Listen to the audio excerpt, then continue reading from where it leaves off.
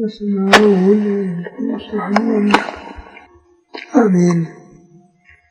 አቤቱ ቸር እግዚአብሔር አምላካችን ሆይ በዚህ ዕለት በዚህ ሰዓት በዚህ ስፍራ በቸርነትህ ስለሰበሰብከን ለዚህ ከፍተኛ ቀጠሮ ስላደረስከን ከሁሉ አስቀድሞ ቅዱስ ስምህን እናመሰግናለን።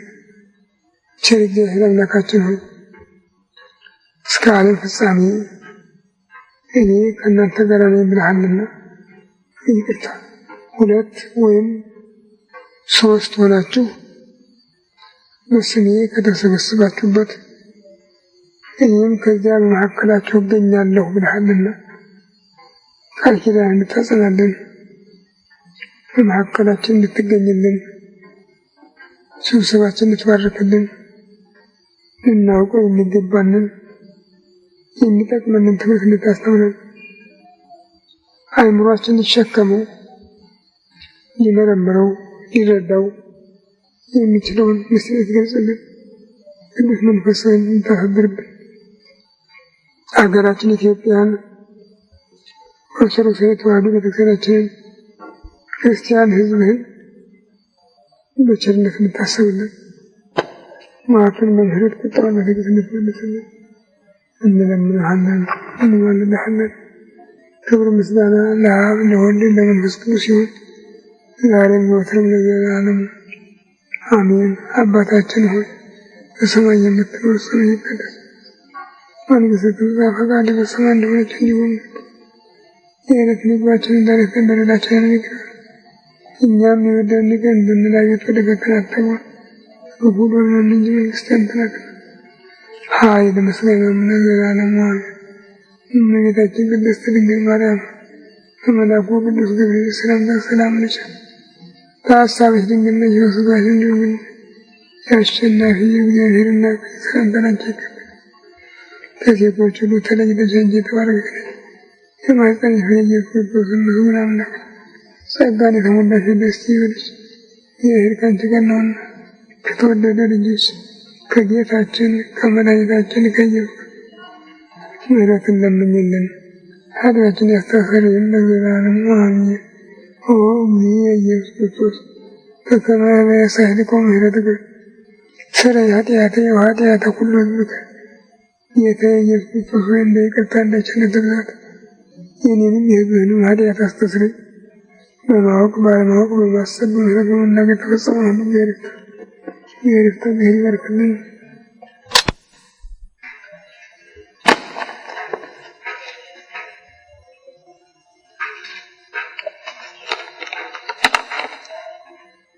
ሚያዝያ 1 ቀን 1998 ዓመተ ምህረት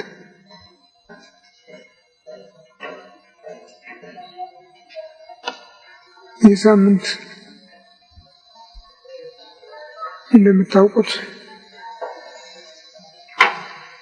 በሥርዓተ ቤተ ክርስቲያናችን የጌታችንን የአምላካችንን የመድኃኒታችንን የኢየሱስ ክርስቶስን የትንሣኤውን በዓል ያከበርንበት የምናከብርበት መታሰቢያውን የምናደርግበት ሳምንት ነው። በበዓላት ስርዓት አንድ በዓል የሚታሰበው ለአንድ ቀን ነው። ግን በተለየ ሁኔታ የሚታሰቡ ዕለታት የሚታሰቡ በዓላት ከአንድ ቀን ያልፋሉ።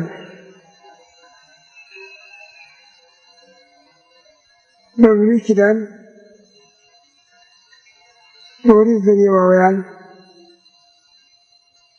በምዕራፍ 23 በልዩ ልዩ መልኩ የተቀመጡ 3 በዓላት አሉ።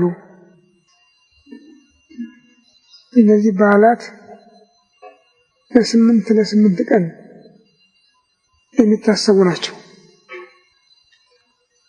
ከነዚህም አንዱ ፋሲካ የሚባሉ በዓል ነው። ፋሲካ እስራኤል ከግብፅ የወጡበት ከግብፅ ሀገር የወጡበት ብቻ አይደለም፣ ከባርነትም ነፃ የወጡበት እንደ ሕዝብነት የታወቁበት ታላቅ ሕዝብ መሆናቸው የተገለጠበት እግዚአብሔር ድንቅ ተአምራት በማድረግ ኃያልነቱን፣ አምላክነቱን፣ ማንነቱን የገለጠበት በዓል ነው።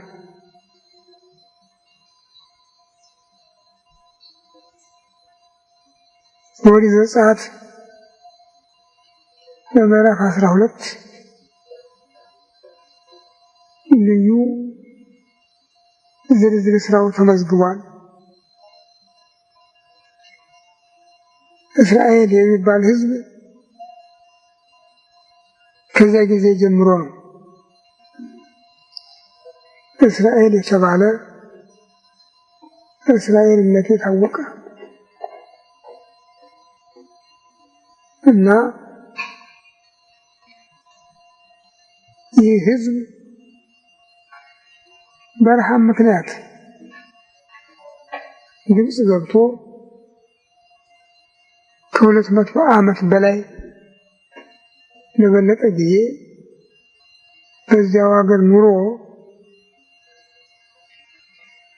ያደረገ የተባዛ ሲሆን ግን ኑሮ በባርነት በጥቃት በረገጣ የኖረ ሕዝብ ነው። እንዲያውም ከግብፅ ነገሥታት አንዱ ይህን ሕዝብ እየበዛ በመሄዱ ቁጥሩን ለመቀነስ ሲባል ማንኛውም እስራኤላዊ ሁሉ የጡብ ስራ እንዲሰራ፣ ድንጋይ ተሸካሚ፣ ጡብ ረጋጭ አቅራቢ እንዲሆን ተወስኖበት ነበር። የሚሆነው ወንዱ በስራ ላይ ሲዳከም ከዋለ ወደ ሚስቱ መድረስ አይችልም፣ የኮንም አይወልዱም ብለው ነው። የወሊድ መቆጣጠሪያ ማለት ነው እንደ ዘመናችን። ከዚያም አልፎ በዚያ ወራት ሴት እንጂ ወንድ በእስራኤል ቤት የተወለደ እንደሆነ ይገደል ነበረ።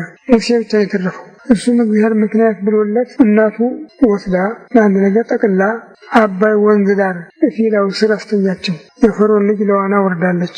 ዓይኗ ሲቃኝ ያንን ታያለች። የሙሴ እህት የፈርዖን ልጅ የቤት አሽከር ናት።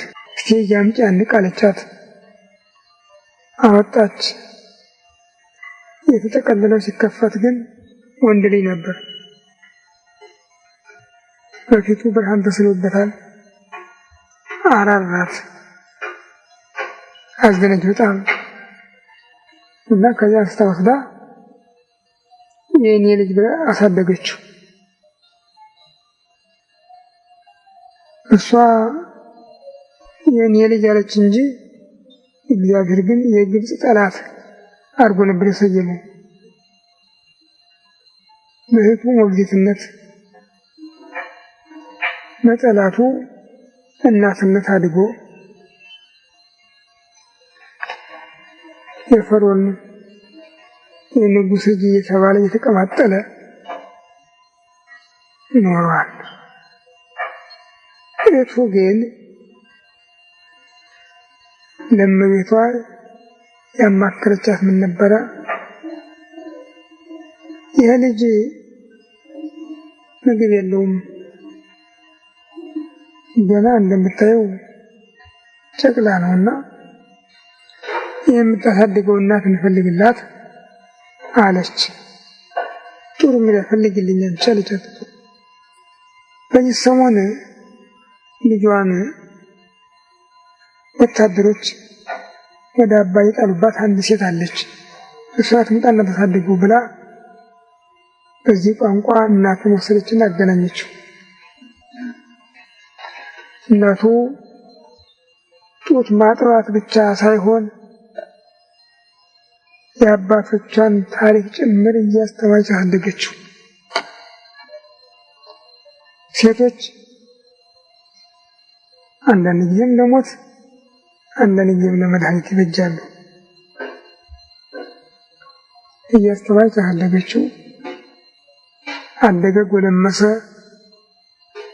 የንጉሱ የልጅ ልጅ ነው የሚባል ወጣ ገባ ይላል። አንድ ቀን እዚያው የተወለደበት ወይም ወድቆ ተገኘበት አባይ ወንዝ አካባቢ ሲንሸራሸር አንድ ግብፃዊና አንድ ዕብራዊ እስራኤላዊ ሲጣሉ ያገኛል። ሊያስታርቃቸው ሞከረ፣ አልተቻለም። እንደ ታሪኩ በመጽሐፍ ቅዱስ አልተጻፈም።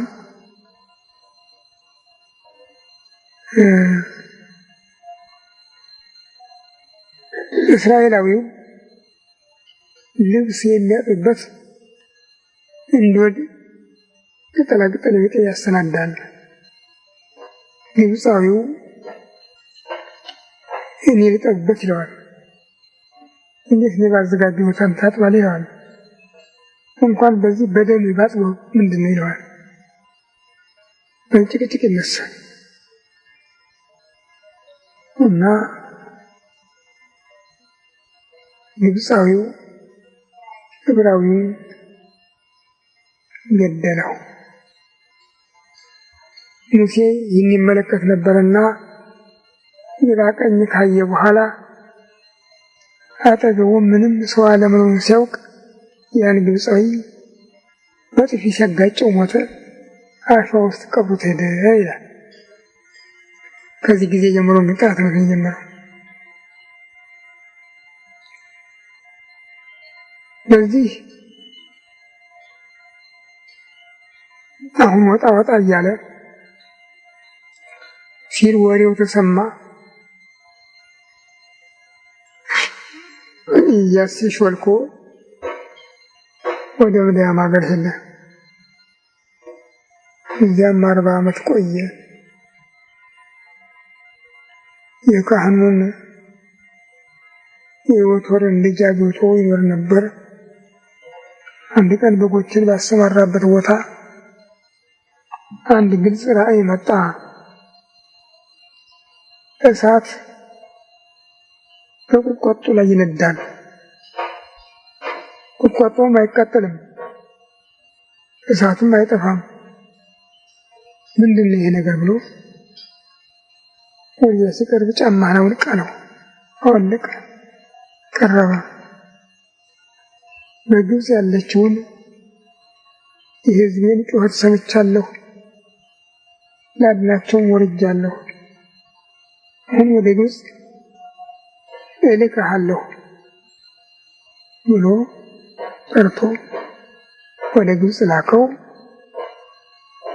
ገባ፣ ተአምራት አደረገ። ግብጾች ግን በቀላሉ የሚበገሩ አልሆኑም። በተለይ ንጉሳቸው 9 አይነት መቅሰፍት በግብፅ ላይ ወረደ። 10ኛው ግን ሞተ በኩሩ ነበረ። ሞተ በኩሩ ማለት ደግሞ በየቤቱ ያለውን የመጀመሪያ ልጅ በአንድ ቤት የሚቀስፍ ነው። ፈርዖን ደግሞ የመጀመሪያ ልጅ ነበረ፣ የግብፅ ንጉስ እና በዚያ ቀን ማታ ይህን ለሙሴ ሕግ ሰጥቶት ነበረ። አንድ በግ አርዳችሁ ቤተሰብ ከቤተሰብ ጎረቤት ከጎረቤት አንድ ሆናችሁ ያን በግ ማታ በልታችሁ ጨርሱ፣ ለነገ የሚተርፍ ነገር የለም። በጉን ግን ስታርዱ በቃን መድረኩን ደሙን ቀቡት በዚህ ጊዜ በየቤቱ እየገባ የበግ ልጆችን የሚጨርሰው በሽታ ያንን ደም ሲያየው የእናንተን ቤት እያለፈ ይላለው እንዳለው አደረገ። በዚያ ቀን በግብፃውያን ቤት በጠቅላላው ለቅሶ የማይሰማበት ቤት አልነበረም። ፈርዖን ይህን ሲሰማ አስወጡልኝ አለ። አንድ ጊዜ በጠቅላላ በሞላው ግብፅ የነበሩ እስራኤል አስደናቂ ነገር ነው።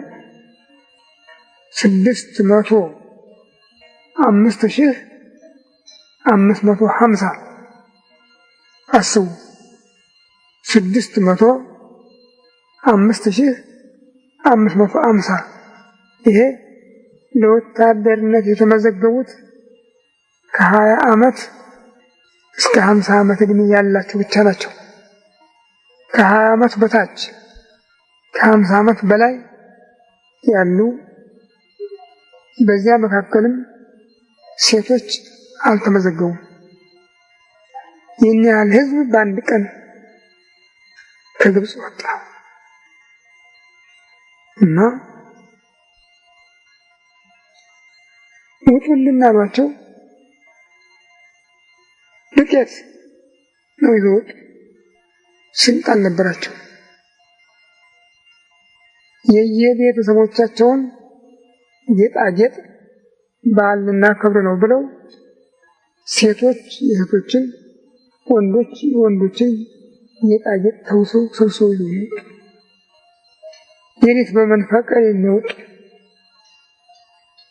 ሁሉም ጥርግ ብለው ከወጡ በኋላ ፈርዖን ምን አይነት ሞኝነት የሰራ ነው በሉ። ወይ ከገንዘባችን አልሆን ወይ ከባሮቻችን አልሆን፣ ገንዘባችንንም ባሮቻችንን ማተም ይትቀራለን እንከተላቸው አለ። ተከተሏቸው። የሙሴና የፈርዖን ፈረስ በአንድ ችካል ታስረው እንዳደሩ ይነገራል። በታሪክ ጨለማ ነበር። እግዚአብሔር ሙሴን ቀሰቀሰው። ተነስ ባህሩን ምታ አለው። ጸለየ ወአማተበ ይላል። በመስቀል ምልክት አማትቦ ባህሩን ሲመታው የኤርትራ ባህር ከዳር እስከ ዳር በ3 ክፍል ተሰነጠቀ። 3 መንገድ ወጣ። ከዚህ በኋላ 12ቱ ነገድ 4 እየሆኑ በ3ቱ መንገድ ገቡ። እስራኤል ወጥተው ሲጨርሱ ብርሃን ጎህ ቀደደ። ፈርዖን አየ። አሁን ተከታትላችሁ ግቡ አለ። ተከትለው ገቡ። እስራኤል ጨርሰው ሲወጡ ግብፃውያን ጨርሰው ሲገቡ ወደ ባህሩ ጌታ ሙሴን ባህሩን ምታ አለው። እንደገና ሲመታ በላያቸው ተከደነባቸው። እንደገቡ ቀሩ። ይህንን በዓል እግዚአብሔር ራሱ ፋሲካሁ ለእግዚአብሔር የእግዚአብሔር ፋሲካ ብሎ ጠርቶታል። እግዚአብሔር ሕዝቡን ነፃ ያወጣበት ቀን ማለት ነው። ታዲያ ይህ በዓል 8 ቀን ነው የሚከበረው። የመጀመሪያው ቀን 8ኛው ቀን በከፍታ ይከበራል፣ ግን 8ቱን ቀን በዓል ነው። ይህ እንግዲህ በጉ የጌታችን የመድኃኒታችን ኢየሱስ አምሳል ነበረ። ሕዝቡም የሰው ልጆች ሁሉ አምሳል ነው። ሕዝቡ ከፈርዖን ባርነት ነፃ እንደወጣ የሰው ልጅም በመድኃኒታችን ሞትና ትንሣኤ ነፃ የመውጣቱ ምሳሌ ነበረ። ይህ ከሆነ በኋላ በ650 ዓመት ጌታ ወደ ዓለም መጣ። ያሰበውን ፈጽሞ መከራ መስቀልን ተቀብሎ ሕዝቡን ነፃ አወጣ። 3 ሌሊት 3 መዓልት በከርሰ መቃብር አደረ። በ3ኛው ቀን እስራኤል ከግብፅ በወጡበት ከሌሊቱ በ6 ሰዓት ጌታም ቅዳሜ ለእሑድ አጥቢያ ከሌሊቱ በ6 ሰዓት መግነዝ ፍቱልኝ፣ መቃብር ክፈቱልኝ ሳይል ተነስቶ ሞትን ድል ነስቶ ሙስና መቃብርን አጥፍቶ ለሰው ልጆች ትንሣኤንና የዘላለም ሕይወትን ሰጠ። ሲተረክ ቀላል ነው፣ ስራው ግን ከባድ ነው። ሞቶ ያውም ነፃ ሞት አይደለም፣ ተገፎ ተገርፎ በጡጫ በእርግጫ ተደብድቦ አካሉ ደም ለብሶ ከ9 ሰዓት የበለጠ ተደብድቦ ወደ መስቀል ወጣ። በዚያም እጅ እግሩን ተቸንክሮ በጦር ተወግቶ እስከ 11 ሰዓት ላይ ሰዓት በመስቀል ቆይቶ ነፍሱን ከሥጋው ለይቶ ወደ መቃብር ወረደ። መጀመሪያ በ9 ሰዓት በ10 ሰዓት በመስቀል ላይ ሳለ ወደ ሲኦል ወርዶ ነፍሳትን 5500 ዘመን ታስረው ከነበሩበት ወህኒ ቤት ነፃ ወጣ። እንደገና ወደ መቃብር ወርዶ የሰውን ሕይወት እኝክ ድቅቅ አድርጎ በልቶ አኝኮ እንዳልነበረ የሚያደርገውን የመቃብርን ኃይል ሰብሮ የሞትን ጥርስ ሰብሮ ሞትን ድል ነስቶ ሙስና መቃብርን አጥፍቶ በመነሳት ለሰው ልጆች ትንሣኤን ቀጥሎም የዘላለም ሕይወትን ሰጥቶ እሑድ በመንፈቀ ሌሊት ተነሳ። ይህም እነዚያ እስራኤል ከግብፅ የወጡበት የነጻነት ወራት ነበረ። ወሩም በዓሉም ወንጌል ምን ይላል? በዕለተ ስቅለት አይሁድ የፋሲካን በዓል ያከብሩ ነበረ እና ስርዓቱ ምንድነው የሚለው? የዚያ ቀን ምግብ ምሳ የሚበላው ብርሃን ሳይታይ ነው፣ በጨለማ ነው እና እንዳይረክሱ ቶሎ ብለው ምሳ እንዲበሉ ለጲላጦስ አሳልፈው ሰጡት ይላል እንጂ እንደነሱ ሐሳብ ቢሆን ውለው ያድሩ ነበረ። በዓሉ የፋሲካ በዓል ስለሆነ ሌሊቱ ሳይነጋባቸው ለመብላት ሲሉ ለጲላጦስ አሳልፈው ሰጡት ነው የሚለው።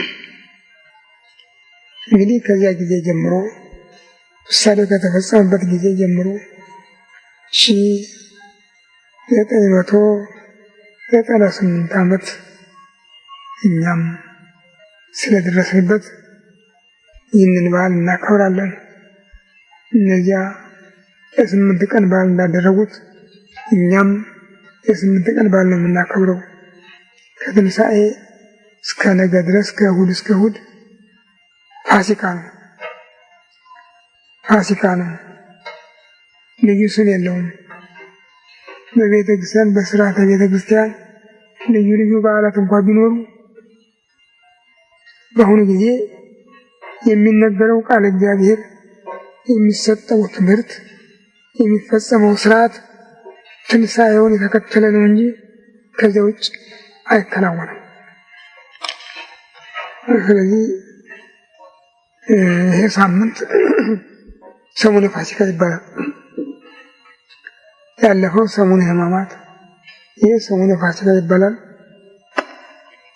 ባለፈው የነገረ መስቀሉን መታሰቢያ ያከበርንበት ነው። ይሄ ደግሞ የነገረ ትንሣኤውን መታሰቢያ ያከበርንበት ነው። በቋንቋው የነገው በዓል ዳግም ትንሣኤ ይባላል። ክርስቶስ ሁለት ጊዜ ተነስቶ አይደለም የተነሳው፣ አንድ ቀን ነው፣ አንድ ጊዜ ነው። ግን በትንሣኤው ዕለት ማታ የሌሉ ደቀ መዛሙርት ስለነበሩ በነገው ቀን እንደገና ተገልጦ እጁን እግሩን የተቸነከረ እጁን እግሩን የተወጋ ጎኑን አሳይቶ ስላሳመናቸው ዳግም ትንሣኤ ይባላል። ከእነዚህም አንዱ ቅዱስ ቶማስ ነው። ቅዱስ ዮሐንስ ወንጌላዊ በአጸጻፉ እንዳሰፈረው በምዕራፍ 20 ከቁጥር 19 እስከ መጨረሻው ድረስ በሳምንቱ እሁድ ማታ በዚያ ቀን እሁድ ማታ ላይ የትንሣኤው ዕለት እሁድ ማታ ደቀ መዛሙርት ተሰብስበው ወደነበሩበት ቦታ ጌታ መጥቶ በመካከላቸው ቆመ ነው የሚል። ከተነሳበት ሰዓት ጀምሮ ቅድም ጠቅሻለሁኝ። ቅዳሜ ለእሁድ አጥቢያ ከሌቱ በ6 ሰዓት የተነሳ ሲሆን እስከ እሁድ ማታ 3 ሰዓት ድረስ ለአንድም ለሁለቱም እየተገለጠ በመላእክትም አማካይነት ራሱም እያነጋገረ ትንሣኤውን ሲገልጽላቸው ነው የዋለ። ይህም ምስክርነት በብዙዎች ላይ እንዲረጋገጥ ለማድረግ ነው። ማታ ግን ሁሉም ተሰብስበው ሁኔታቸውን ይህን 3 ቀን የሰነበቱበትን የቆዩበትን ችግሩን መወያየት ላይ ሳሉ ከነሱም አንዳንዶቹ መቃብሩ ሄደው ያዩትን፣ አንዳንዶቹ በመንገድ ያጋጠማቸውን እየተነጋገሩ ሳሉ በመካከላቸው ቆመ ይላል እና ሰላም ለሁላችሁ ይሁን አላቸው። ወዲያውም አባቴ እኔ ወደ ዓለም እንደላከኝ እኔም እናንተን ወደ ዓለም ልካችኋለሁ ብሎ መንፈስ ቅዱስን ተቀበሉ የሚል ቃል ተናግሮ እፍ አለባቸው። በሁሉም መንፈስ ቅዱስ አደረባቸው።